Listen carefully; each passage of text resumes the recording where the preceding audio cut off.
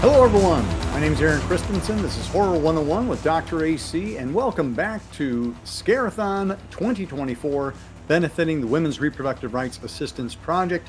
If you'd like to know more about Scare-A-Thon 2024, go to this video right here, that one, and you'll get all the information. There'll also be a link to that video at the end of this video, so if you don't feel like stopping right now, which I hope you stick with us for a little bit. But yes, there'll be a link at the end of this video, and in the description, you can find the link to the donation page. You can make your contribution right then, because we want to make sure that these women get the help they need. So please contribute now. Today, we're going to be talking about Lisa Frankenstein, the most recent film to date that we've covered in October. Came out earlier this year, 2024. It is written by Diablo Cody, Oscar winner Diablo Cody, who also wrote Juno and Jennifer's Body. And it's directed by Zelda Williams. Zelda Williams is an actress who is making her directorial feature debut with this film. And it's very much a callback to the early films of Tim Burton, particularly Edward Scissorhands is the one that brings to mind, and I'll talk about that probably a couple times during the course of this review. But it is very much a horror comedy, or rather it's a comedy horror. I would say the comedy is first. It sets up a very outrageous situation and gets darker and darker as things go along, but it's done with a sense of play and fun. And I'd say that's the kind of the key word, is that it's fun. It seems like everybody is really there to have a good time. The performances are excellent across the board. There's some excellent directorial touches. The script by Diablo Cody is just great. There are just some wonderful one-liners throughout. The horror parts come in basically in the scenario itself. We've got our main character, the unfortunately named Lisa Swallows, who is played by Kathryn Newton.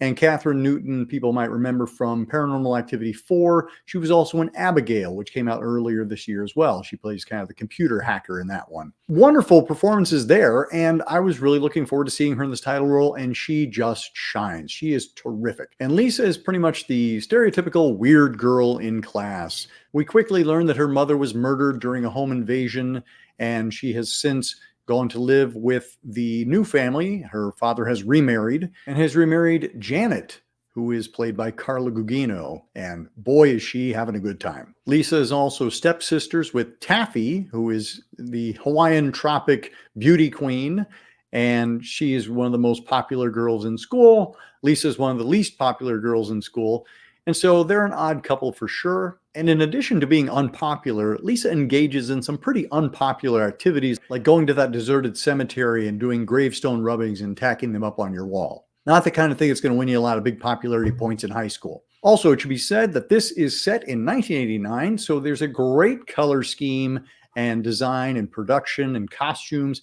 Everything just screams 80s really, really loudly. And it's just, again, done with that sense of fun. And where the film gets its title is that one night, one of the gravestones is struck by lightning, and it seems to revive a certain creature. Said creature finds its way back to Lisa's house because Lisa has shown a lot of affection for the memory of it. She kind of spends a lot of time at that gravestone, and so he feels an affinity for her.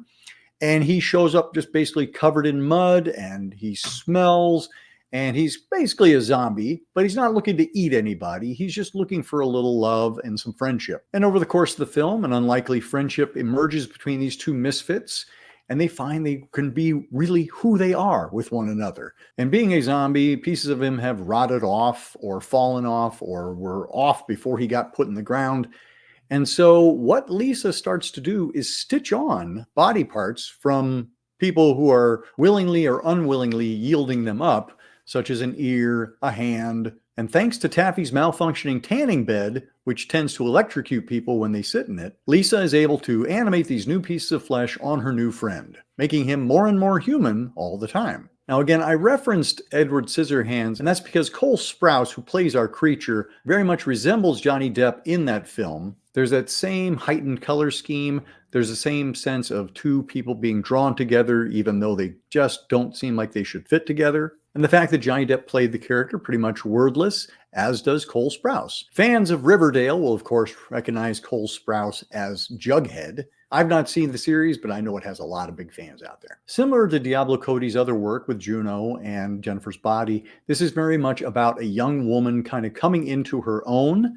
And one of the interesting things about Lisa is as she starts becoming more and more comfortable with murdering people and sawing off body parts and hanging out with zombies, she starts to become more and more her own person. It's that common trope of the 80s where the ugly girl takes off her glasses and is suddenly gorgeous. Now, she does lean into the psycho killer role pretty easily. It doesn't take a lot of persuading, but again, that's part of the fun. Also, I should point out that Lisa works at the local dry cleaners / tailors, and that's how she learns her sewing skills. So she's a whiz with the needle and thread. I just want to make a quick mention of Liza Soberano, who plays Taffy, because she's really funny in what could have been a one-note role. I picked up the DVD for Lisa Frankenstein from my local library, and there's some pretty great special features on there. There's a behind-the-scenes look at the production design, the costumes, the acting, the casting.